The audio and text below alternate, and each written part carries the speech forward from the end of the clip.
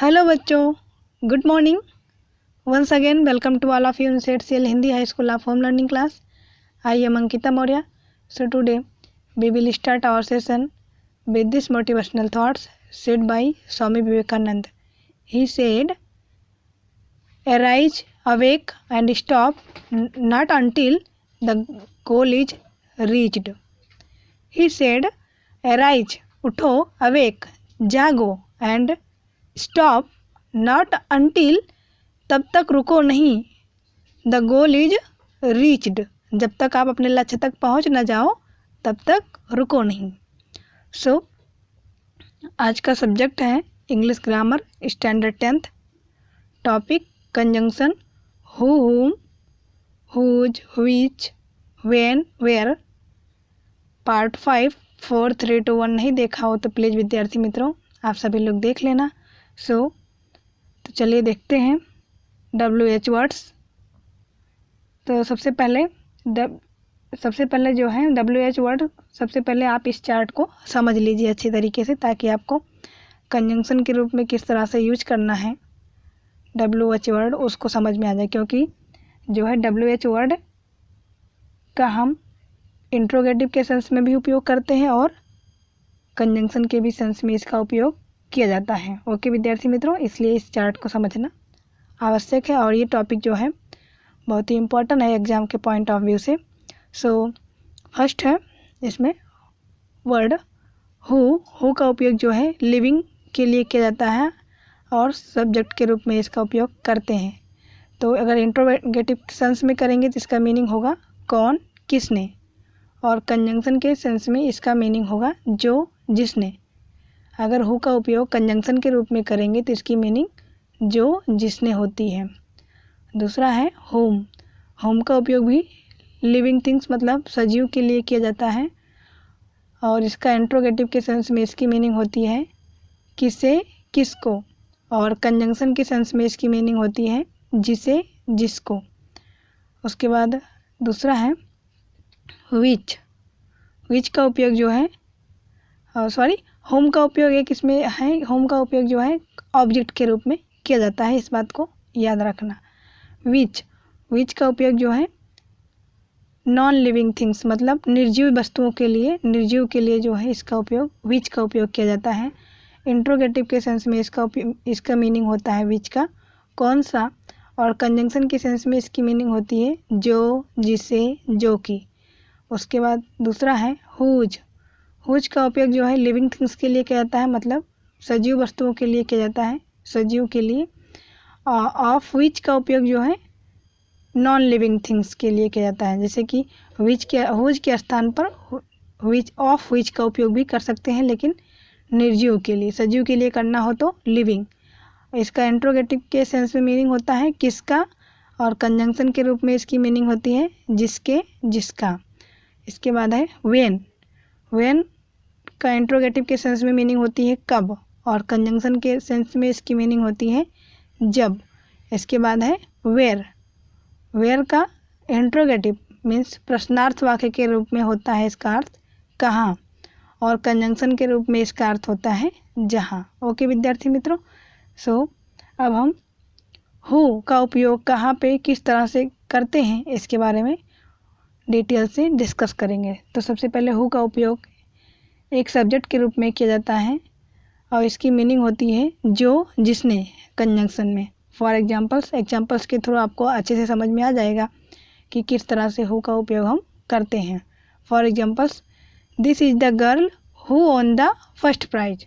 This is the girl, ऐसे लिखा हो this is the girl she won the first prize, तो इसका होगा this is the girl, she की जगह पे जो है सी हट जाएगा, यहाँ पे लगाएंगे हम who won the first prize, वही लड़की है जिसने फर्स्ट प्राइज जीता.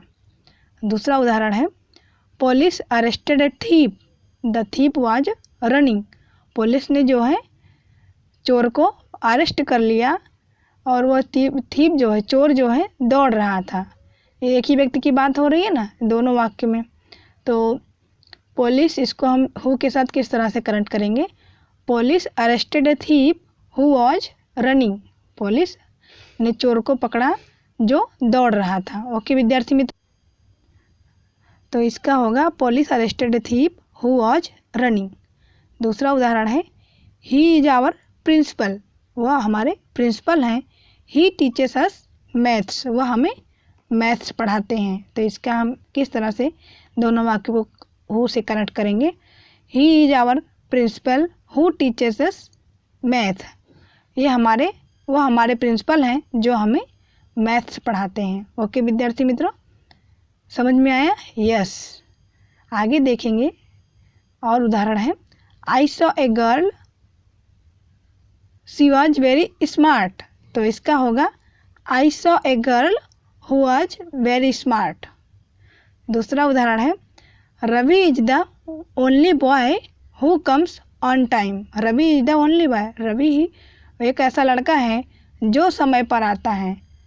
ओके विद्यार्थी मित्रों, दूसरा उदाहरण है my brother who lives in Delhi. मेरा भाई जो दिल्ली में रहता है इज कमिंग टुडे, आज आ रहा है। इस तरह से आप हु का उपयोग कर सकते हैं। और लास्ट एग्जाम्पल से Sohan failed again he did not work hard. Sohan जो है दोबारा फेल हो गया क्योंकि वो हार्ड वर्क नहीं करता था।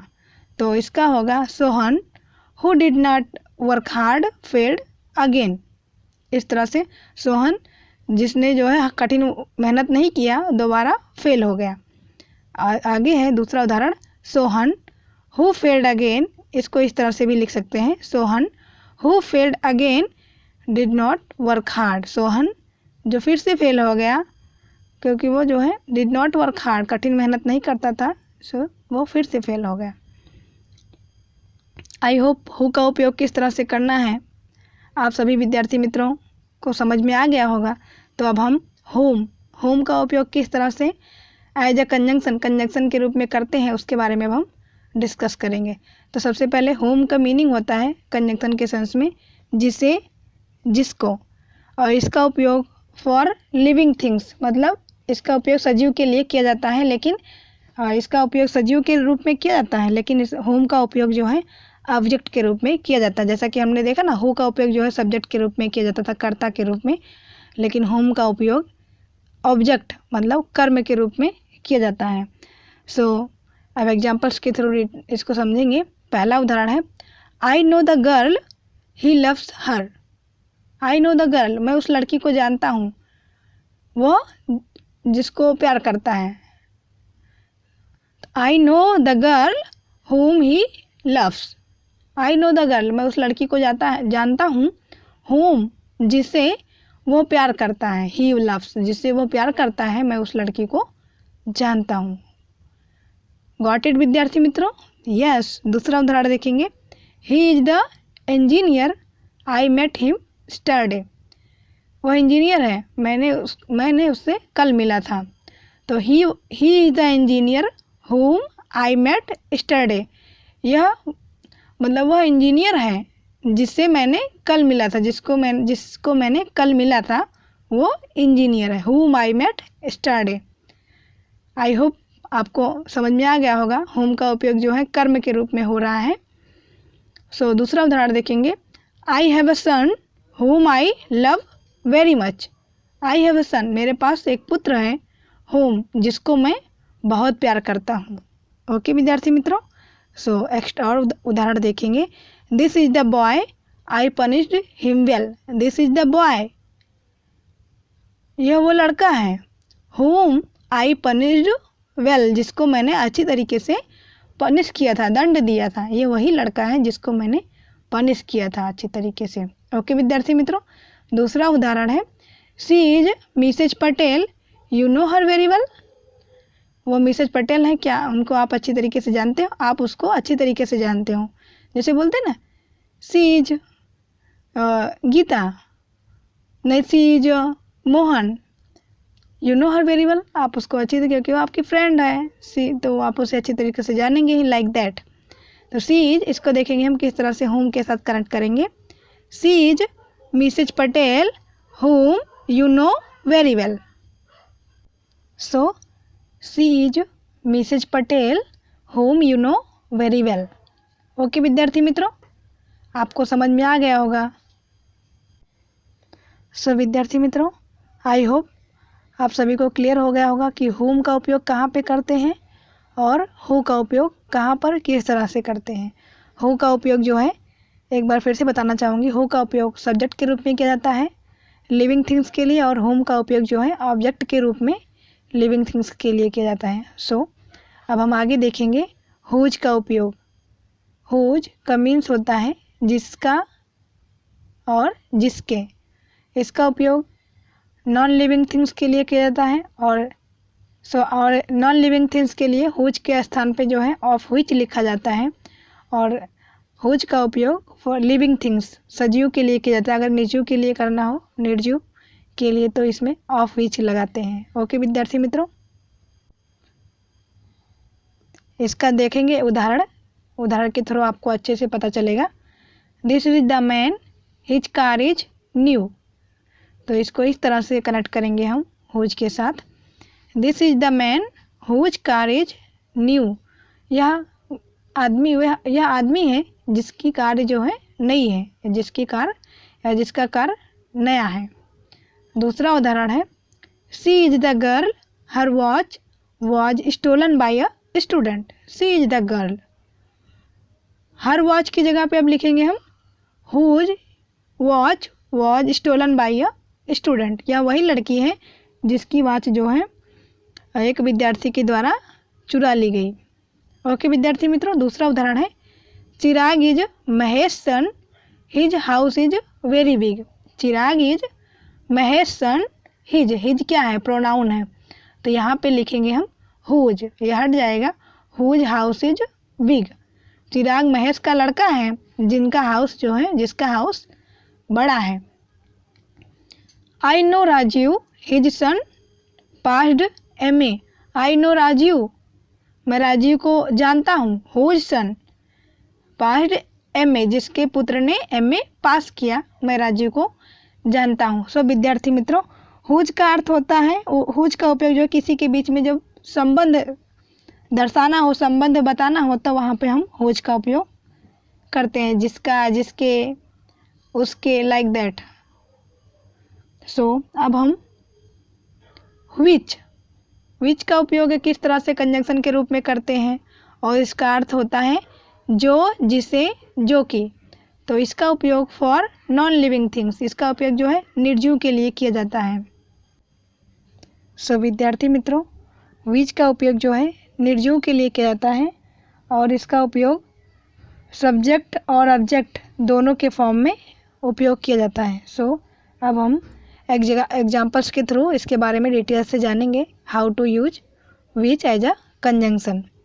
तो फर्स्ट एग्जाम्पल्स हैं I gave you a pen, I gave you a book, you have lost it. मैंने आपको बुक दिया और आपने उसको खो दिया। तो आई gave you a book which you have lost. So I gave you a book which you have lost, मैंने आपको एक बुक दिया जिसको या फिर जिसे आपने खो दिया। दूसरा उदाहरण है Sonali lives at Udaipur, Udaipur is a beautiful city.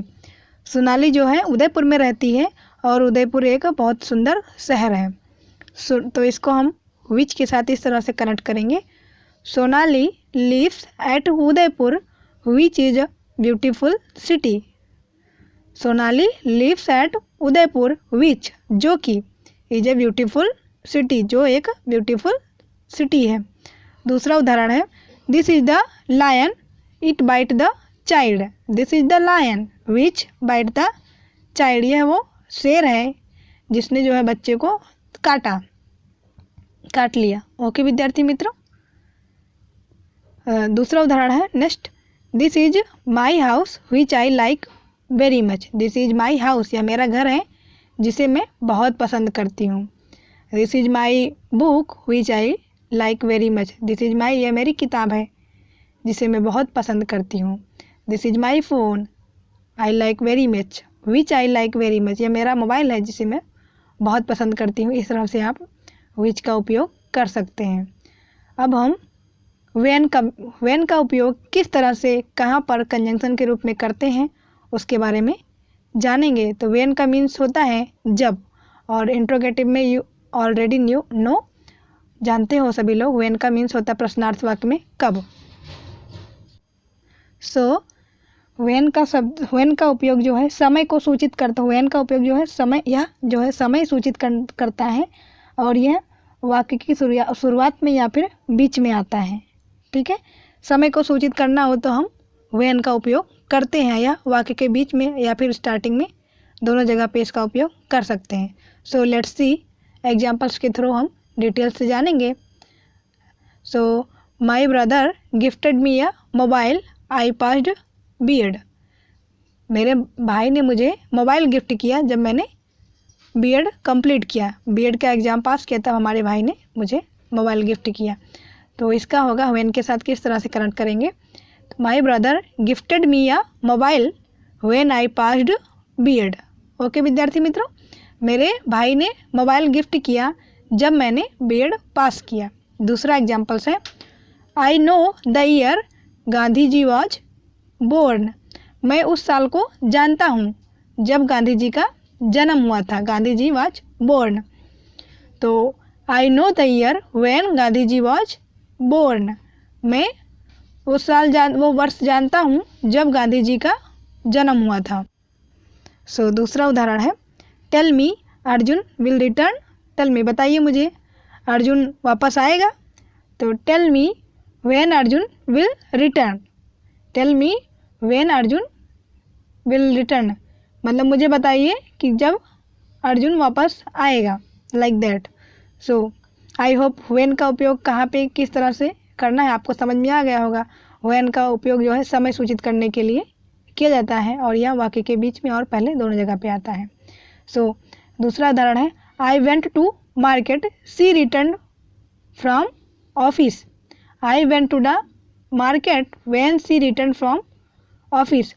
मैं मार्केट को गया जब वो अपने ऑफिस से जो है वापस आई, तब मैं मार्केट गया। I went to the market, मैं मार्केट को गया, व्हेन जब वो अपने ऑफिस से वापस लौटती है। ओके। दूसरा उदाहरण है, he came from Allahabad when I went to Delhi. He came from Allahabad, वो इलाहाबाद से आता है, व्हेन जब मैं दिल्ली को गया।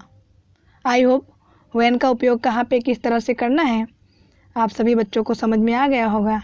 सो अब हम देखेंगे वेयर का उपयोग जो है कंजंक्शन के रूप में किस तरह से कहाँ पे किया जाता है उसके बारे में डिटेल से जानेंगे। तो सबसे पहले वेयर की मीनिंग होती है जहाँ, कंजंक्शन के रूप में, और इसका उपयोग जो है स्थल, किसी प्लेस को सूचित करना हो तो यह जो है वेयर जो है किसी प्लेस को सूचित करता है। इसको दर्शाना हो तो हम वेयर का उपयोग करते हैं, और ये वाक्य के बीच में आता है। और ये क्या स्थल दर्शक शब्दों जैसे कि द प्लेस, द स्कूल आदि के बाद ही आता है। इसका उपयोग स्थल दर्शक शब्दों के बाद, जैसे कि स्कूल को the hospital, the school, the कोई सिटी का नाम हो गया, लाइक दैट। सो अब हम इसको एग्जाम्पल्स के थ्रू जानेंगे तो आपको अच्छी तरीके से समझ में आ जाएगा। This is the school I studied. This is the school where I study. यह वो स्कूल है जहाँ मैंने पढ़ा। ओके विद्यार्थी मित्र, दूसरा है, she does not know he lives. She does not know where he lives, मतलब वो नहीं जानती वो कहाँ रहता है। She does not know where he lives, वो कहाँ पर रहता है, जहाँ। ही डजंट नो, वो नहीं जानती, वेयर जहाँ वो रहता है। दूसरा उदाहरण है, this is the hospital I was born here. This is the hospital, ये हॉस्पिटल है। वेयर आई वॉज बोर्न, जहाँ मेरा जन्म हुआ था, ये वो हॉस्पिटल है जहाँ मेरा जन्म हुआ। दूसरा एग्जाम्पल्स है, I will go to Ahmedabad where my parents live.